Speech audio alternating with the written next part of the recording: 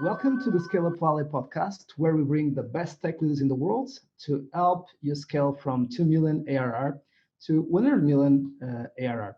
Today, we have a very special guest. His name is Olav Ostin, managing partner at TempoCap. Olav, welcome to the show. Thank you very much. Very nice talking to you. It's really a pleasure. As you know, we have 100 plus episodes recorded so far for the community. The majority of them are CEOs, and we started a new series also to cover the scaling up journey from the investor perspective. We had AXA Venture Partners, Faraday, Notion Capital in the show, among others. And it's really a pleasure also to learn from your perspective how we can help those companies thrive in the scale-up ecosystem. So let's get to know more about yourself and how did you end founding TempoCap. So how did you end in this world of investment? So I've been doing technology investment for almost 20 years now. I've been doing it in a few firms, and the last one I was in before creating TempoCap 3 years ago was Draper Esprit in London, which is investing in technology businesses all around Europe, and we were linked with GFJ in the US. And then when Draper Esprit listed, we created TempoCap, and since then we moved from 2 people to 9 people now, investing in the UK, France, Germany. And people know us a lot for investing in secondaries, but now we're doing also primary investment in late stage companies. And basically the main objective of the firm is to try to find, so that's why I'm very keen to talk to you, some businesses that can scale up. So we don't go very early stage, 2 to 3 million. We try to find businesses that have 10 to 15 million of revenues. 10 is the minimum. And then we try to scale them from 10, 15 to 50 to 100. Difficult to scale them beyond much 100 because at that point we get lots of offers to acquire the businesses. Got it. So typically, would you say typically post Series C or even post Series V? Well, it depends. We've been in 1 or 2 companies where there were no other investors, just the founder. So then, you could call it a Series A, or it's just a pure secondary cash out, cash in. But I would say most of the time we come in a Series C or Series D. Yes. Got it. And in terms of verticals or any kind of specialization, SaaS or marketplaces, is there any area that you, or are you a sector agnostic firm? We're reasonably sector agnostic. We tend to deploy much more capital on software businesses. And today, of course, mainly SaaS businesses, but we have some very good consumer good businesses. We are reasonably sector agnostic. I think what is the most important for us, if you think of a business around 15 million revenue, is the team, because the concept is proven, the technology is proven. Can the team scale the business in the rest of Europe and very often in the US? Got it. Sounds good. And in terms of the most successful, so are you able to share? I know it's always difficult to ask an investor to share some of your names because you would like to share all the names in the portfolio. But if you need to highlight 3, it doesn't mean that the other ones are not amazing as well. But what would be the ones that you would share with us? Well, perhaps I should share the 3 latest ones we've invested in, and you have a French company called Talentsoft. We are very happy with them. They are a human resource software company where we've co-invested with Goldman Sachs, BPI, Francisco Partners. So very good co-investors, more than 50 million of revenues. So this is in France. In the UK, we're a very lucky investor in a company called Depop. It was a round of funding this year with GA investing 50 million. CEO is amazing, and they're scaling the business now to the US very successfully. And in Germany, we invested last year in AirHelp, Again, a great business with a fantastic team. And if your plane is late by more than 3 hours, I really recommend you go and try their app, because that's the best way to get your compensation. In terms of the most important investment criteria for you, I've already shared, I would say the team. Is there anything else besides the team that is important for you when you are considering an investment? Yeah, of course. We will look first at the technology. How advanced is the technology, how defendable it is, and how scalable it is, because we're tech investors. Then we will look at the size of the market, because since we are late stage investors, if the size of the market is 200-300 million, we're never going to make any money. So we need to invest in businesses that have addressable market above 1 billion, and ideally more than 1 billion. We also very often look at markets where you have a US player who's been successful, because that proves that there is a need in this market and you can succeed in this market. Then we spend, as you said, a lot of time, and we should spend even more time on the team, because the team will execute a business plan, but also what we found out in our companies that are between 20 and 50 million, every year you will find 2 or 3 key managers coming in every year. So even when you think you've got a full team that is going to take you from 20 to 100, it never happens. It never happens. So the team is incredibly important to scale a business. And what is amazing also today is you have entrepreneurs that have sold their previous businesses. So if we look back 20 years, you wouldn't find any European company who's an entrepreneur that sold its business. 10 years ago, you had very few of them. The big difference now is you have new entrepreneurs who are very good, but you also have serial entrepreneurs who have made some money, for their taste, not enough money. And they are now starting a new venture, and the aim is to have a very big exit. But what is very reassuring for us is they've done it before. They've grown a business, they've sold a business, they know the challenges you have in selling. They also understand that to make money, you need to sell a company. And therefore, we quite like to invest in businesses where you have a serial entrepreneur. We've just done a few deals where this was a criteria for deciding to invest and not to invest. Got it. Sounds good. And I loved what you said about ones who have been founders before and they didn't make a lot of money in the last exit, and now they want to be even more aggressive, and they know much more nowadays. They know how to raise funds, they know how to market, how to sell, how to structure the team, all the mistakes that I've done setting up the initial leadership team and evolving leadership team, all the decisions that were not made during the process that should be made. So now they are kind of trying to do this in a very compressed period of time, also because they don't have the patience to be there for 20 years, right? So they want to do it in 5 to 7, 7 to 10, which is kind of the world-class standard of going from 0 to 100 million, right? Yeah, I mean, I would say that most of them have made some money, and perhaps for you and me, right, they've made quite a lot of money. But it's quite interesting. They all want to make more with their later ventures. So, which is quite attractive for us, because then you can see, you know, how much they sold the business for, let's say 100 million or 150 million. And then you know that the ambition of the management team is probably to sell for 300, 500 or even more. And as you say, they've learned from their mistakes, which is very helpful. I mean, there's no problem with first-time entrepreneurs, because they also have the energy that perhaps serial entrepreneurs don't have anymore. And perhaps they try stuff that, you know, should fail but work. But what is very different, I would say, in our market today versus 10 or 20 years ago is you have all these serial entrepreneurs who have made, I don't know, 3 million, 5 million, 10 million. And now they're saying, well, I'm going to build a big business and I've learned from my mistakes. So let me explain to you how we're going to expand from 20 million to 100 million revenue. Absolutely.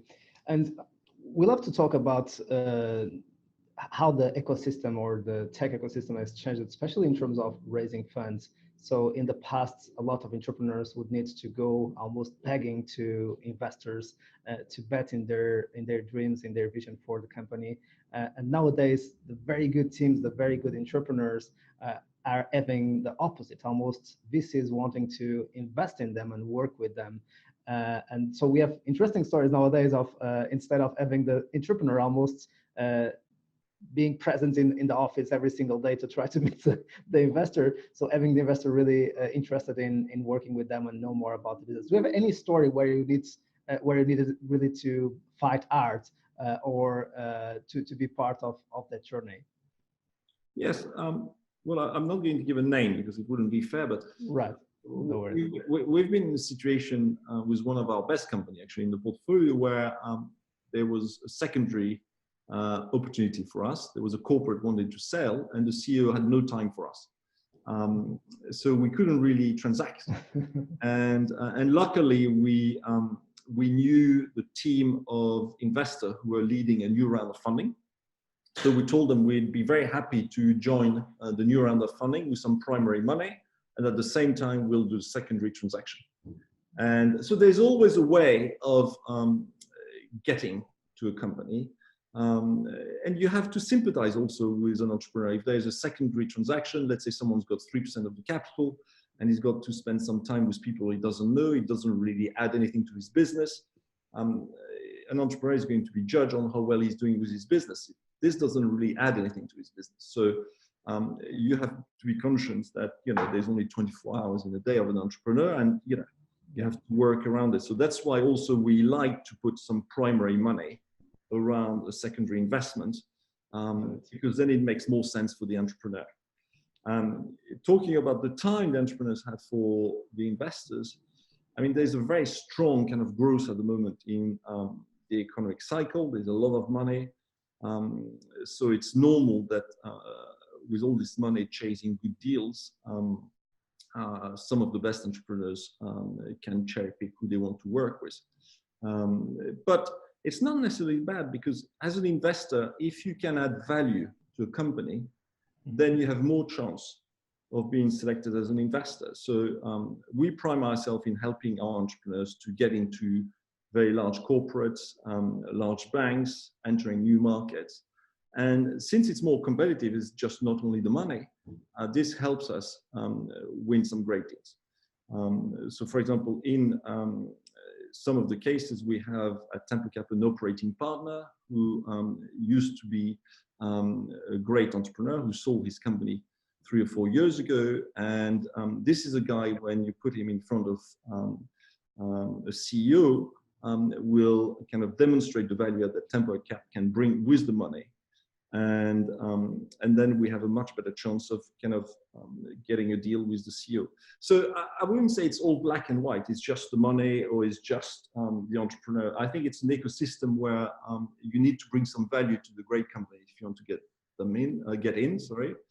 And it's true to say that it's the management team that creates the value. So it's not the entrepreneur on his own, it's him and his management team, and it's not the VC also on his own that is going to create the value, it's the VC plus the management team. So that they work as a team is probably a very good thing. God, it's very, very good point. And usually in the podcast, we always discuss 3 main ingredients that we consider critical to scale up the business. The first one is completely aligned with what you just said about the leadership team, which is the team, and being more concrete here about the leadership team. But of course, all layers of the organization are critical for success. Number 2 is much more related with strategy. It's all about focus. This is repeated a lot of times, but unfortunately, a lot of times also not practiced. And number 3, much more related with culture, execution, communication. So let's start with the first one, the leadership team. So something that we discuss a lot, and sometimes as a coach, as an advisor, as an investor, it is difficult because it is at the same time not our business. It's to try to help the entrepreneur, the CEO, and even the leadership team to not become the bottleneck of growth. Of course, they don't want to be, but sometimes having perspective about themselves can be very difficult, especially under a huge amount pressure, stress. and very high targets that they need to go through with their teams. And one of the things that is critical is really to understand what you just said. A team needs to have 3 new leaders coming every year that are specialized in each stage of growth. So the question is a little bit open, but or too open. But how do we help those CEOs and those leadership teams to be aware of what needs to be done in each stage of growth, and they have perspective on themselves and on their decisions? Yeah. So we come when the company has, as I said, 10, 15 million of revenues. Normally, there's around 100 people already in the company. Right. At the earlier stage of a company, the CEO does a lot, and especially does a lot of the sales. When you invest in a company that's got 100 people, obviously you need to scale the sales team, business development team, to be able to go from 15, 20 million revenue to 50 to 100. So one of the biggest challenge for the CEO is to put layers of managers below him that can execute. And it's quite challenging because to succeed at an early stage, he needs to do everything very well. To succeed at a later stage, he needs to manage teams of people who can execute. But if he tries to do things himself, he will fail. Because a CEO that wants to keep control of day-to-day activity of the company when he's got 200 people is never going to be able to manage people and empower his managers. And this is a problem that you see in some companies where you have this great CEO for 50 people, and he's totally incapable of managing a team of 200 people. And unfortunately, when it happens, us as investors, we need to spend quite a lot of time with these managers and explaining to them that there's a different way of managing a company. And if they don't want to manage this company differently, then we need to bring some either professional managers or bring people from inside the company to take the leadership. But I would say delegating responsibility to middle management and therefore recruiting great N-1 management is an absolute key skill to grow from 15 million to 40 to 50 million. And then when you scale beyond 50 million, it's one step further.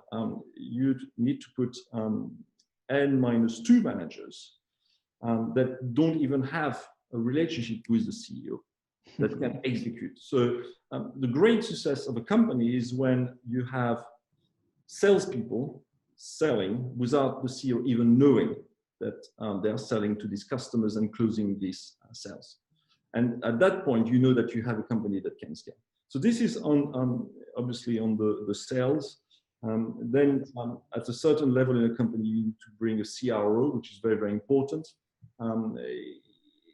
Today, linking the sales with the marketing, with the business development is so complicated that bringing a great CRO helps enormously.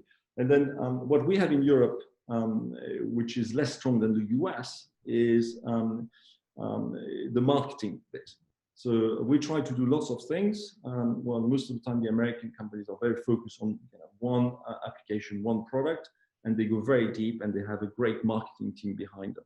So in Europe, very often you need to explain to management teams that marketing is very, very important, and being very clear in their vision has to be translated in a marketing approach that is very clear. And this is not easy to execute. This is all kind of the challenge, I would say, that you see we face when we invest in the late stage businesses. This is when you create a 3-year plan, for example, which we always do when we invest in a company, and go with the management team on an offsite to see how you're going to execute this. These are all the challenges we face. Got it. This is very interesting how much world-class teams invest in category leadership, on articulating their value proposition and being crystal clear. And it all starts also inside the company. A lot of times on those kind of companies, nobody in the team understands what we are trying to do, and especially when they are scaling very fast. 50% of the team is working together for the first time, so they don't trust, they don't know each other, and at the same time, they don't have a clue about what the company is trying to achieve. And we can understand what happens to execution when there is no clarity at all, right? And sense of purpose. Absolutely. Mark Bienoff, when I met him, I think 10 or 15 years ago in London, said that to have a successful company, you need the vision of the company to be known by everybody in the company. So it needs to be simple, clear, and everybody needs to know it. Absolutely. Mark Bienoff is one of the best entrepreneurs on the planet. And especially with a very strong marketing. So it's always saying what Salesforce stand up to. So what they believe in, what are the values. It's really an amazing example. And in your perspective, you talked about the scalability of sales. You also talked about having a revenue function who is able to articulate and align business development, marketing, sales, product in some cases.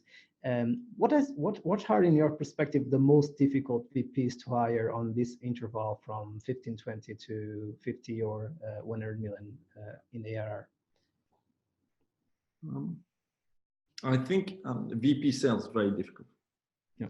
Very, very difficult because also a good VP sales for EMEA is different from a VP sales for the US and VP sales in Asia. So I think biggest challenge of a CEO when he wants to scale the business is to recruit the right kind of leaders in the sales team. The CRO is also absolutely key when you scale. And I would say less when you have a smaller business, but when you grow, marketing is very, very important because, as we said, the vision needs to be understood by everybody in the company, but needs to be also clear and transparent in the outside world. And the marketing can also help in many companies drive revenues faster. So I would say these are the three key functions. Then at the same time, as an investor, you want a very strong CFO, of course. If you have a business of 20 to 50 million, you have quite a lot of people, the structure gets quite complicated, and you need the reporting to be very clear. So then the CEO gets some clear KPIs so he can execute. Absolutely. It's usually a lot of entrepreneurs ask when is the time to bring that CRO, and of course always the old school question about when to bring the COO and what functions and what kind of style of COO should bring. But let's start with the CRO. When do you think is usually at what kind of ARR, or it depends on other factors, that we should consider to bring the CRO? Because sometimes we also might have the temptation of complicating too much the structure and turn the company too heavy in terms of overhead or of salaries of leadership team. Yeah, I would say 25 to 30 million. Got it. You want a CRO. And the COO? I think the COO depends how strong is the CEO at delegating. I would say also it depends on what type of businesses you have. Some businesses are lighter on operations than others. Normally, I would say you would want a CEO around 40 to 50 million revenue company. We haven't spoken much about the CTO, but in most of the cases, the CTO was there at the start and can scale the company. So he's an absolute key element in the company, but it's less of a challenge for us as investors because he's started a business, he started a product, he's scaling with the company. If you have a company where the CTO can't scale with the product, then it's very complicated. It's a very good case, and I think that it's a topic for the entire episode, and especially founder conflicts and how to handle the founding team issues with the new leadership teams issues as we scale. And going to the second topic, which is much more related with strategy and focus, and also in a certain way, cash. I'd like to start with the triple to double free rule. So for the ones who are listening to the show who don't know the rule, it was a rule created by Hagram from Battery Ventures, if I'm not wrong, a partner of Battery Ventures, who said that some of the world-class SaaS companies in the world, like Salesforce, NetSuite, or ServiceNow, show a trend which is after 2 million ARR, they are able to triple 2 times from 2 to 6, 6 to 18 million, and then double 3 times from 18 to 36, 36 to 72, 72 to 144 or 100 million plus, which is the goal of a venture-backed business from 5 to 7, 7 to 10 years to get there. So which means that usually the entrepreneurs are always facing the pressure of being able to double or triple the business every single year. Do you think this is something that it's really the game, or it depends on from business to business? So what's your opinion about the rule? Well, first we invest in later stage companies. So I would say we arrive in a company when if they can do double 3 years in a row, right. You can't expect a company at 20 million tripling 3 years in a row. But doubling for us is already a very, very strong growth. We target 50% growth plus for our companies. Got it. The second point is this rule was applied to US companies. Mm-hmm. And I think in Europe, you would be challenged to find a lot of companies growing at that pace. But I think in Europe, what we should focus on is trying to grow companies over 50% for the fast growth companies. I mean, when you're at 15, 20 million, if you can grow by 50% per annum plus, it's good. For example, Depop is going faster than that. AirHelp is going faster than that. And then for us as investor, what is very important is, can this company succeed in the US? Because we come later stage, so the valuation is higher. So for us to have a very strong exit, you need most of the time at the level we invest to see some success in the US. Because this is when the valuation starts becoming very, very exciting. This is when you have US investors very excited. This is also when you potentially have an IPO on NASDAQ, which is very attractive. So when you go late stage, succeeding in the US is very, very important. And I think in the example you gave of 2, 6, 18, 36, and then 72, of course, and 144, they started looking at Europe. So this is applied to US companies, starting to look at Europe between 18 and 36.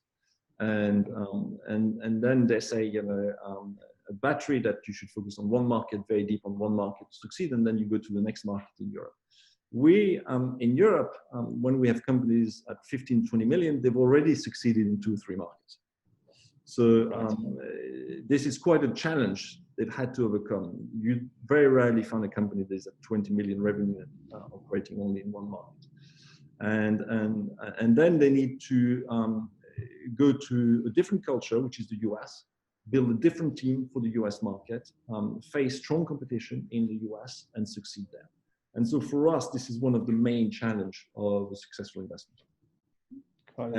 And also to, very often we would invest in a company that is doing well, and there's a big US investor coming in to take them to the US. And for us, the key question at the investment committee, should we invest, not invest?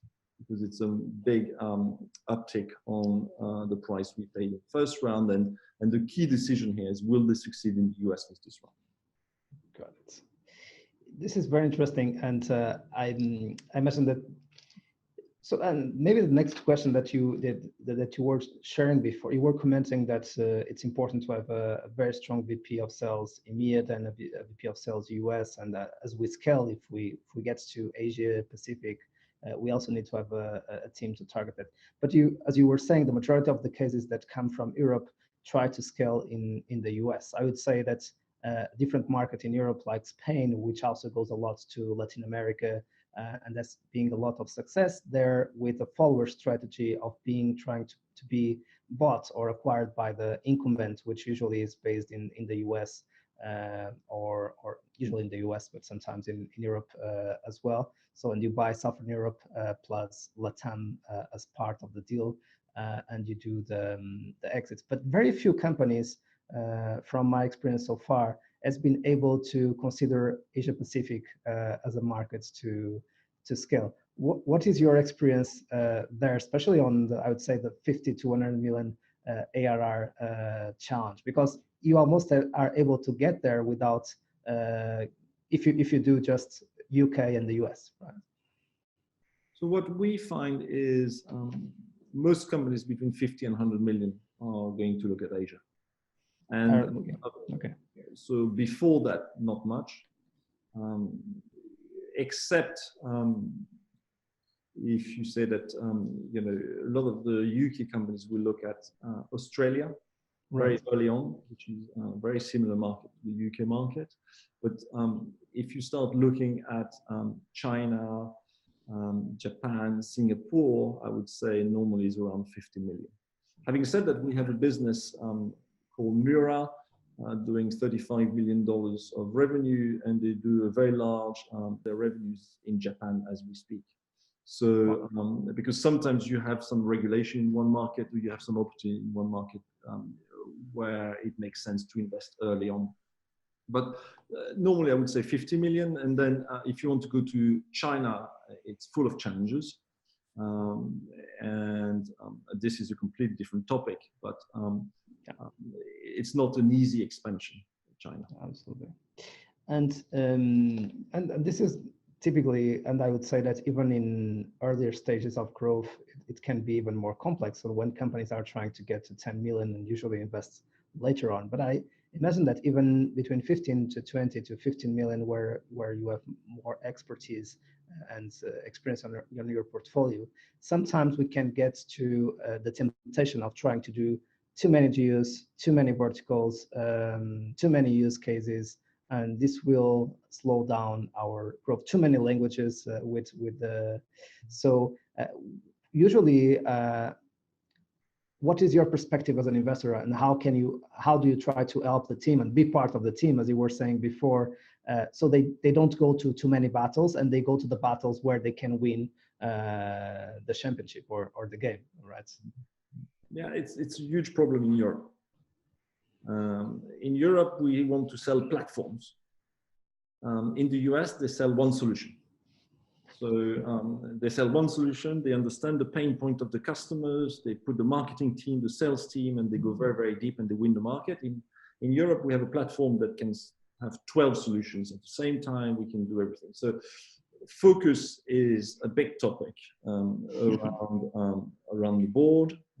So there's technology focus, product focus, and then market focus. The biggest mistake you can make is going at the same time in 3, 4, 5 countries. And choosing the current countries properly is very challenging. Because you have to decide, the attractiveness of your product in the market, but 2, you have to see if you can recruit the right people in that market. Is there a good ecosystem for new technology, for growth of new technology? And 3, some countries are just slower to adopt new technologies. So what we have seen with our companies is main focus being on the countries which have the largest amount of population, which is kind of Germany, France, the UK. Going to Nordics, you have some very large corporates. So if you have a SaaS business, it makes sense if you sell big solutions to go to the Nordics. Mm-hmm. Spain is growing very fast as we speak on technology. Italy is a bit more behind so far in Europe. And then you have lots of developments being created from Eastern Europe, where you can tap into some great solutions. But then I would say very quickly, you have to look at the US very, very quickly. When you're at 20 to 30 million, there is really a need, if you want to be a big company, to look at the US. AirHelp is now expanding also in Brazil, for example, which is a very, very attractive market. So I would say from our companies, what we've seen is really first country outside Europe is the US. You have a little bit of Brazil, and then in Asia Pac, you have Singapore, Malaysia, and Japan. And China is very complex. So this is kind of, you need to have a very long-term plan. You need to have a local partner, and you need to make sure that you're going to be able to execute confidently in China. Sorry. What we had quite a lot 5 years ago, but much less now, is Russia. We don't see our companies going or expanding in Russia very rapidly at the moment for all sorts of reasons.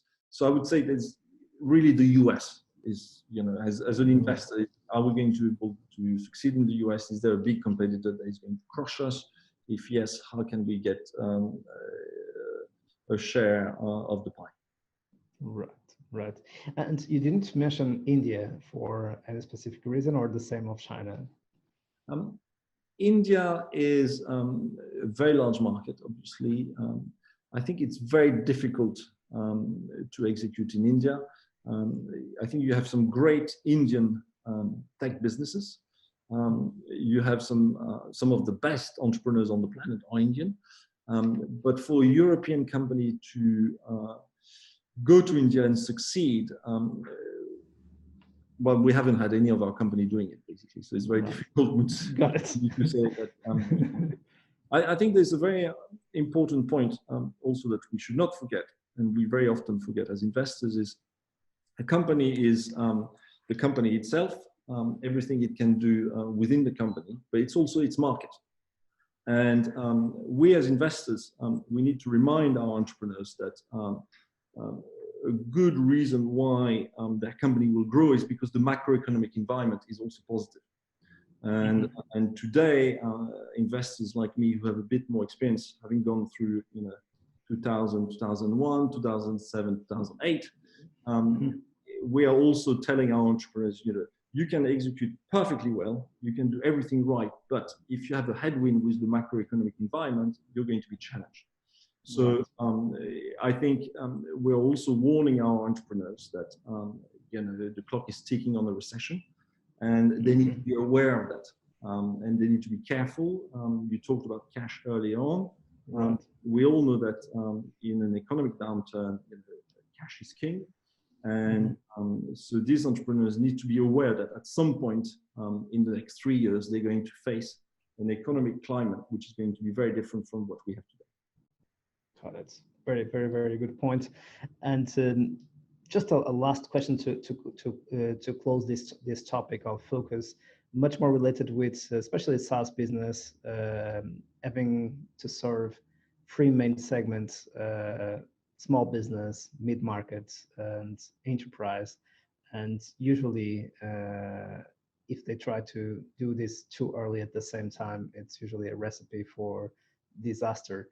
And we also have examples of the opposite, starting with enterprise and going downstream, but usually it's more common to see the opposite happening, going upstream. What is usually your experience there? So where to start? Should we try to cover the three? Should we really focus on one of the segments in terms of size of the company? My experience, this is not where the mistake is done. The mistake is done on pricing. If you misprice your product from the start, that you sell it to an SME, medium-sized business or large, you're never going to be able to move out of a mispriced product. As a SaaS business, this is where you have to be very, very careful, because you start, you have 500,000 of revenue, and you want to get to 2 million ASAP, so you can get your pricing wrong. And this is where you can make big mistakes. You can have a great technology that is mispriced, never going to scale. I think going for very large corporates when you're a small business is virtually impossible. So obviously, it's much better to start with smaller tickets to medium-sized enterprise than going for kind of multi-million-dollar sales when you have 1 or 2 million in revenues and you have 25 people. The large corporate doesn't understand how a small company work because they don't have all the processes, and a small company doesn't understand how a big company works because they find them far too cumbersome with paperwork, with timing, with this kind of step and processes. So it's a very difficult world, but the pricing is the most important.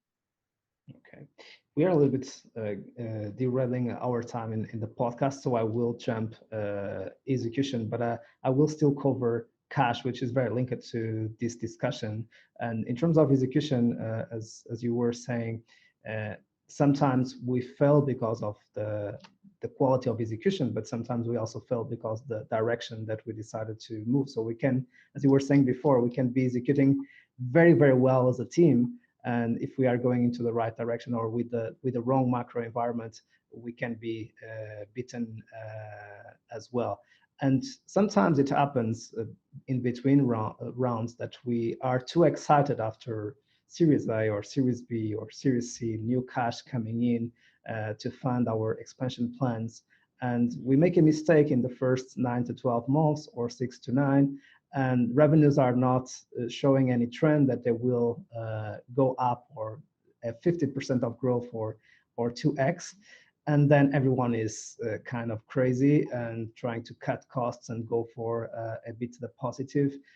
So how do you see those kind of almost excitement and depression mindsets coming to the board meeting or to the weeklies leadership team meetings, and how can we help? So because usually it really goes through let's speed up, put all the money on the expansion, and then let's cut everything until we sort out how to fix the growth machine or the expansion plan that are not working out.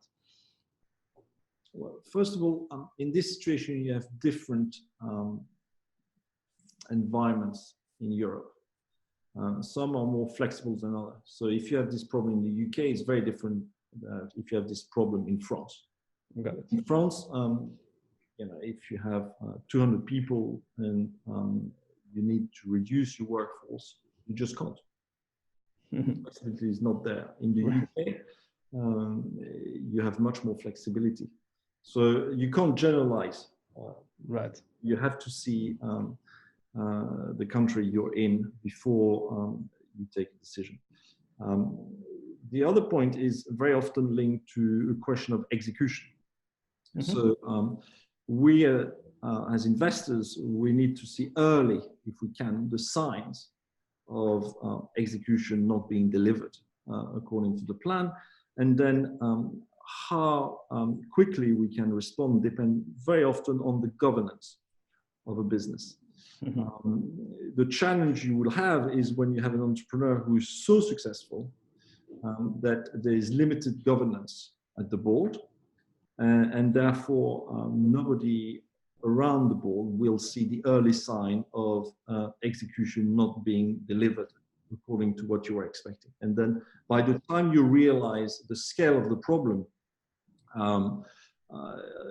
there's two situations. Obviously, there's one situation where you shut down the business. And actually, it happens more often than you think with very successful companies, because they've been so successful going to, let's say, 30 or 40 million, then when they start to fail for whatever the reason, it's more difficult to see very quickly because the success has been so strong in the past. But for us, what we try to do is obviously then to assess the situation very quickly with external kind of reviews, because obviously something went wrong in the business.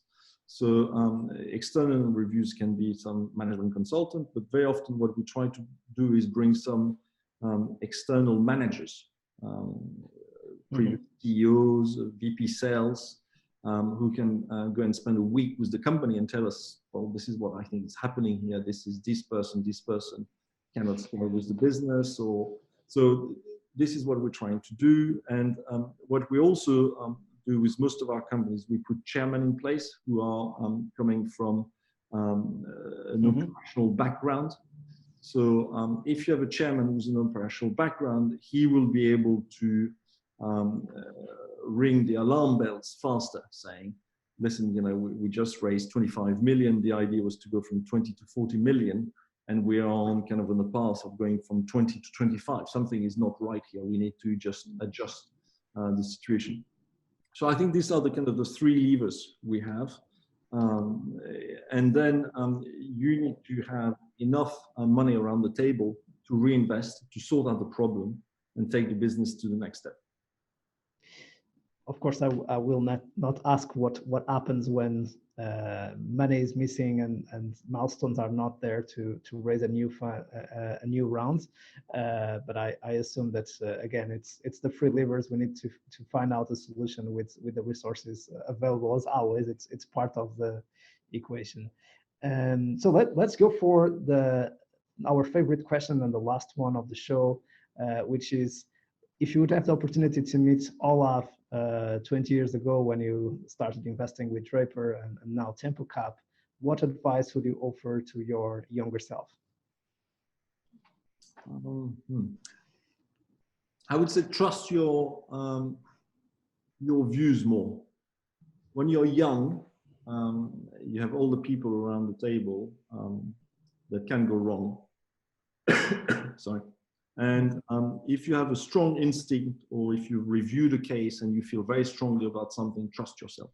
This is what I would say first. And the second is it's all about people. It's really about putting great people in the right position as an investor if you want to succeed in venture capital. So I think this would be the two kind of advice I would give myself when I was 30. Got it. Awesome. Thank you so much for making the time, Olav, to share your experience with the community.